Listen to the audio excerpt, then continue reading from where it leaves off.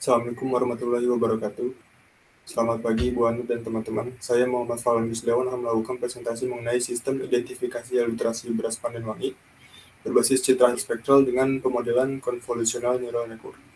Untuk latar belakangnya sendiri adalah sebagai berikut. Jadi Indonesia itu merupakan salah satu negara paling besar penghasil berasnya, di mana beras sendiri itu merupakan makanan pokok orang Indonesia. Beras sendiri memiliki beberapa macam kualitas, yang mana secara umum itu dibagi menjadi tiga, yaitu ada rendah, medium, dan premium. Perbedaan kualitas ini tuh didasari dari sifat beras itu sendiri, ada sifat kepulauannya, ada rasanya, tingkat keharuman, sampai tingkat kebersihan dari beras itu sendiri.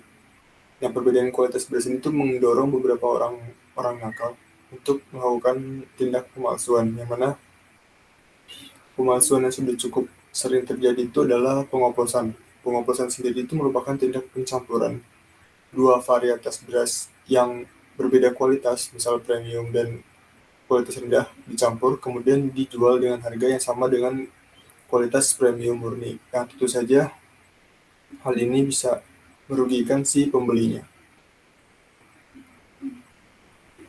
Karena itu dilakukan penelitian untuk merancang sistem identifikasi literasi beras pandan wangi berbasis citra hyperspektral dengan menggunakan metode convolutional neural network dan support vector machine. Kemudian tujuan selanjutnya adalah menguji algoritma pada citra beras yang digunakan untuk sistem identifikasi literasi beras pandan wangi. Kemudian batasan masalahnya. Jadi di sini menggunakan kamera hyperspektral dengan panjang gelombang 400 sampai 1000 nanometer. Kemudian yang kedua itu varietas beras yang digunakan itu adalah pandan wangi. Terus ada IR64 Bandung, Indramayu, Pamanukan, Karawang, dan beras kualitas rendah. Kemudian data literasi beras pandan wangi dibuat berdasarkan kontrol dari peneliti. Berikut ada kajian pustakanya. Jadi berdasarkan kajian pustaka yang telah dilakukan untuk menggunakan instrumen hyperspektral kamera, itu biasanya panjang gelombangnya 400 sampai 1000. Dengan modelnya itu adalah CNN, yang mana akurasinya sudah cukup baik, dia di atas 90%. Untuk metodologinya adalah sebagai berikut.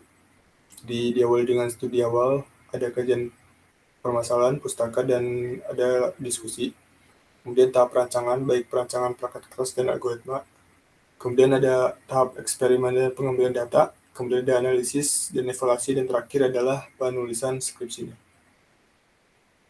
Untuk rancangan sistem pengukurannya adalah sebagai berikut. Jadi citra beras akan diambil di dalam kotak hitam. Di dalam kotak itu pencahayaannya tuh bersumber dari lampu halogen. Jadi nanti citra beras diambil menggunakan kamera hyperspektral dengan mode line scanning, di mana untuk melakukan mode ini, citra si berasnya itu akan digerakkan ke kiri kanan menggunakan conveyor. Kemudian diambil citranya secara perbagian-perbagian. Kemudian hasilnya akan masuk ke dalam komputer. Untuk skematika adalah sebagai berikut. Jadi beberapa varietas beras akan diambil citranya dengan menggunakan sistem imaging hyperspektral yang telah dibuat. Kemudian dengan menggunakan komputer akan dihasilkan data spasial dan data spektral. Data spektral itu adalah data reflektasi dan panjang gelombangnya itu yang di sebelah atas, dan data spasialnya itu adalah citranya itu sendiri, di mana kedua data ini nantinya digunakan untuk membuat model mesin learning-nya. Untuk hasil modelnya sendiri nanti akan digunakan untuk mengidentifikasi apakah beras yang diuji itu dia murni atau campuran. Selanjutnya ini ada rancangan algoritmanya. Jadi setelah diambil citra berasnya, yaitu gambar 4, nanti akan dilakukan koreksi citra seperti ditunjukkan oleh gambar 5. Setelah dikoreksi citranya, kemudian akan dilakukan segmentasi citra untuk mengambil ROI atau region of interest, itu daerah yang diinginkan, di mana ukuran daerah ini itu adalah 16 kali 16 pixel. Nah, ROI ini nantinya akan digunakan menjadi input dari model yang digunakan, yaitu model SVM dan CNN, yang mana nantinya output dari model ini akan menghasilkan prediksi sampelnya, apakah dia murni atau campuran. Untuk metode evaluasinya menggunakan confusion matrix. Jadi confusion matrix sendiri itu merupakan tabel yang menampilkan nilai aktual dan nilai prediksi, yang mana dijadikan untuk melihat seberapa baik sistem untuk mengklasifikasikan sesuatu. Untuk evaluasinya bisa dilihat dari nilai akurasi, kemudian ada misclassification rate, kemudian ada FPR dan FNR.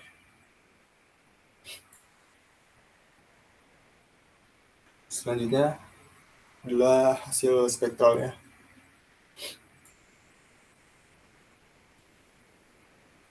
Jadi pada spektral jenis beras menunjukkan bahwa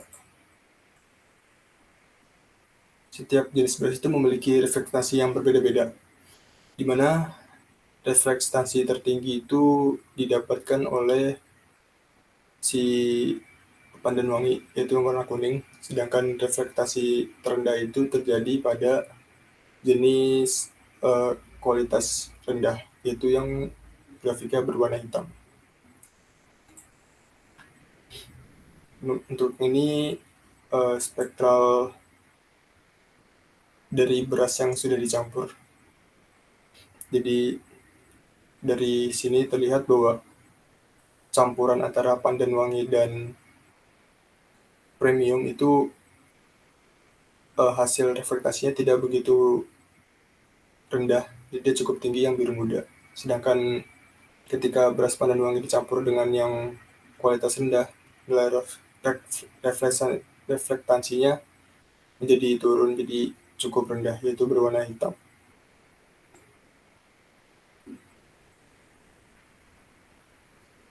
Kemudian selanjutnya ada hasil klasifikasinya. Jadi dari hasil segmentasi itu, citranya akan dimasukkan untuk ke model klasifikasi, yang mana di dalam penelitian ini modelnya itu ada support vector machine atau SVM, kemudian ada CNN dan juga propos CNN. Propos CNN itu model CNN yang sudah sedikit dimodifikasi untuk mencoba meningkatkan hasil akurasinya. Dari grafik berikut terlihat bahwa propos CNN memiliki akurasi yang lebih baik dibandingkan dengan SVM maupun CNN.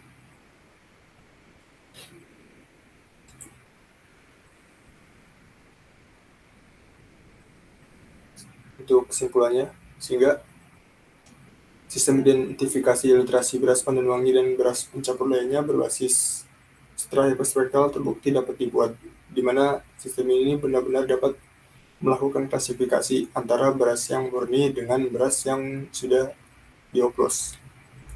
Kemudian pada model convolutional neural network, semakin tinggi kualitas beras pencampur, maka semakin rendah akurasi yang dihasilkan. Selanjutnya, model proposed convolutional neural network lebih baik dibanding dengan autoencoder convolutional neural network maupun support vector machine. Di kira-kira kurang lebih seperti itu presentasi dari saya. Kurang lebihnya mohon maaf. Selanjutnya akan dilanjutkan dengan sesi tanya jawab. Jika ada yang ditanyakan, dipersilakan.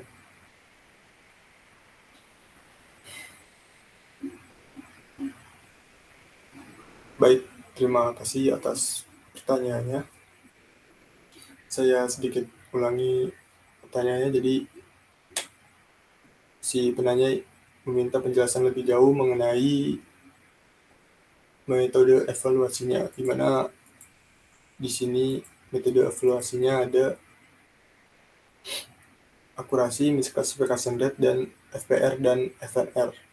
Jadi akurasi itu adalah presentasi kebenaran prediksi terhadap total data testing yang diuji. Kemudian misclassification rate itu adalah presentasi kesalahan prediksi terhadap total data testing yang diuji. FPR itu adalah presentasi kesalahan dalam prediksi sesuatu memiliki nilai positif padahal aktualnya negatif. Sedangkan FNR itu adalah presentasi kesalahan dalam memprediksi sesuatu memiliki nilai negatif padahal aktualnya positif. Kira-kira kurang lebih Sekian presentasi dari saya, kurang lebihnya mohon maaf. Wassalamualaikum warahmatullahi wabarakatuh.